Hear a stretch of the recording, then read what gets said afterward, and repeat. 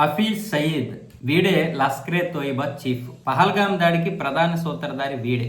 అయితే ముందుండి నడిపించింది ది రెసిస్టెంట్ ఫ్రంట్ అనేది లష్కరే తోయిబాకి అనుబంధ సంస్థ. ఈ రెసిస్టెంట్ ఫ్రంట్ లో ఉన్నటువంటి ఉగ్రవాదులే ఏప్రిల్ 22వ తారీఖున పహల్గాం దాడి చేశారు. పహల్గాంలో 26 మందిని చంపేశారు. అయితే ఇప్పుడు ఈ లష్కరే తోయిబా చీఫ్ కి ఎవడైతే ఉన్నాడు వీడు హఫీజ్ సయీద్ గాడికి పాక్ ప్రభుత్వం అయితే భారీ భద్రత ఏర్పాటు చేసింది. ఎంత భద్రత అంటే పాకిస్తాన్ ఆర్మీ అలాగే వీళ్ళతో పాటు ఐఎస్ఐ పోలీసులు మొత్తం 4 అంచెలు అయితే సెక్యూరిటీ ఏర్పాటు చేశారు.